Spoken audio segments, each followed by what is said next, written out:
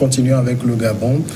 Le chef de l'État gabonais Ali Bongo Ondimba n'a pas nommé son fils Noureddine à la tête des services de la présidence pour en faire son poulain pour la présidentielle de 2023, mais pour ses compétences et la confiance absolue qu'il a en lui. C'est ce qu'a expliqué vendredi le porte-parole de la présidence. Jeudi soir, Monsieur Bongo a nommé son fils en Conseil des ministres, son fils Noureddine Bongo Valentin, 27 ans, coordonnateur général des affaires présidentielles, chargé d'assister le président de la République dans la conduite de toutes les affaires de l'État. Une volonté de présenter un poulain pour 2023 pour de futures échéances présidentielles, a répondu le porte-parole du président à un journaliste qui l'interrogeait ainsi lors d'une conférence de presse. Noureddine Bongo Valentin est là pour accompagner le président dans sa politique. Il faut éviter cette fiction, a-t-il retorqué en balayant donc ces accusations du revers de la même main. Dimas, ça y ressemble beaucoup. Assez méprendre.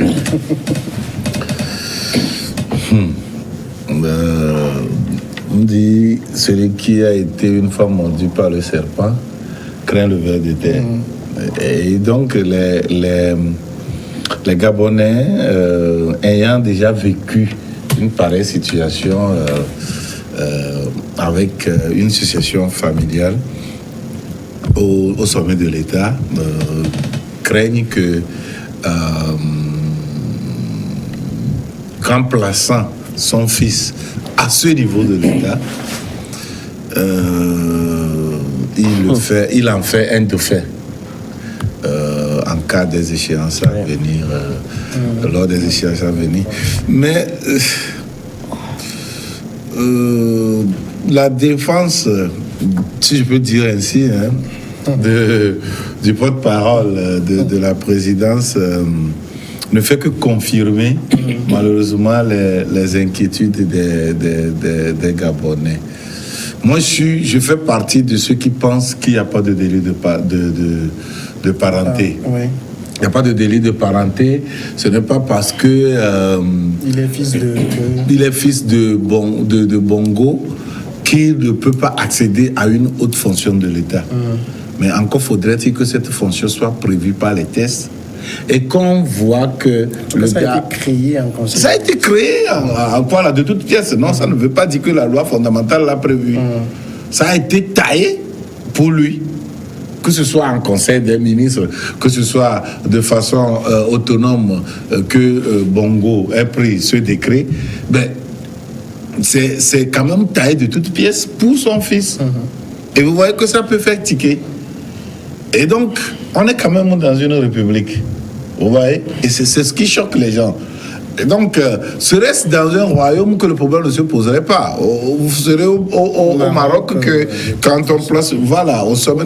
Mais ici, vous allez voir qu'il est le numéro 2 de la présidence. Il est le numéro 2 de la présidence, donc ça veut dire qu'il est au-dessus même de la primature. Au-dessus du Premier ministre, au-dessus des ministres, au-dessus de tout le monde. C'est inadmissible. Donc, quand ça se passe comme ça, je pense que les Gabonais ont droit de se poser. Tu as parlé du fameux tout à l'heure, que le fils quoi Ça dit il n'y a pas de délit de parenté. Je dis il n'y a pas de délit de parenté. Ça, c'est la formule tout trouvée pour protéger certaines personnes. Non, ce n'est pas ça. J'aimerais lui expliquer ceci. Ici, ça pose un problème. Au Togo, par exemple, oui, c'est un problème.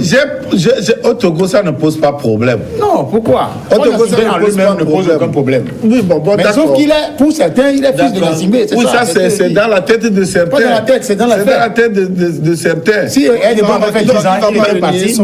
Mais il ne va pas renier son père. Non, je ne dis pas ça. Bon, mais d'accord. Si Edemar avait fait 10 ans, il est parti. Et vous avez vu que Yadema n'avait pas nommé Fonya Singbe au-dessus de tout le monde. C'est les généraux qui ont fait ça. Il n'en a même pas fait. Non, mais de son vivant. Ici, on parle du vivant du président. Ce n'est pas après la mort après le décès de Ali Bongo que son fils est nommé. Non. Ici, c'est de son vivant. Il est vivant et la Constitution est là. Et puis, il nomme son fils aux côtés de lui qui est au-dessus Alors que la présidence, elle avait toutes ces institutions, il y a la direction de cabinet, il y a le secrétariat général, il y a tout pour travailler. Voilà. Et puis il y a le gouvernement. Alors Chris, quand le porte-parole de la présidente dit qu'il ne l'a pas nommé pour en faire son poulain, c'est vrai qu'en 2023, Noureddine aura, il me semble, 31 ans. Et je ne pense pas qu'il puisse se présenter à une présidentielle. Mais ça donne l'impression comme si on le préparait à quelque chose. Bon, de toute façon, lorsque vous êtes, par exemple, à la cour, vous avez l'allure des gens de la cour. Ça, on ne peut pas vous l'enlever, hein, et c'est comme ça. Mais seulement, je rejoins un peu ce que Dimas dit, comme quoi, en principe, vous savez que le président Bongo a une santé très fragile ces derniers temps, et il voudrait bien s'entourer des gens de confiance. Et je crois qu'il n'y a pas mieux quand même, hein, que son fils pour lui procurer cette confiance-là. Et je crois que c'est ce qui...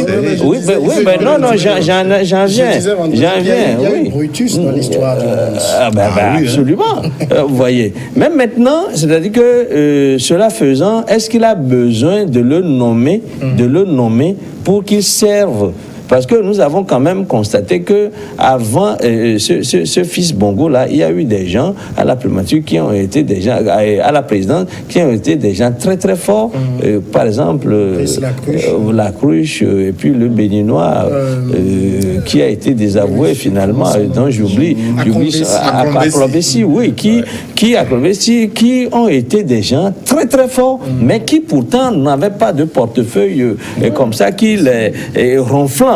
Comme ça me rappelle un peu le cas, Noureddine Bongo me rappelle un peu le cas Karim Wade. Vous savez, c'était aussi gros qu'un nez au milieu du visage, parce qu'avec déjà Karim Wade, et ça avait touché les Sénégalais, à telle enseigne que Karim Wade, c'était peut-être quelqu'un qui était bien parti pour mener une bonne carrière. Mais le népotisme se mêlant la chose, on avait l'impression on le préparait à une fonction, et ce qui a été mal reçu par les Sénégalais.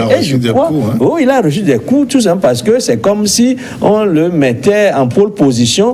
On le mettait en pole position. C'est comme un peu de la tricherie, quoi. Est-ce que c'est pas le risque ici, en exposant ainsi son fils, il le met sous le feu des...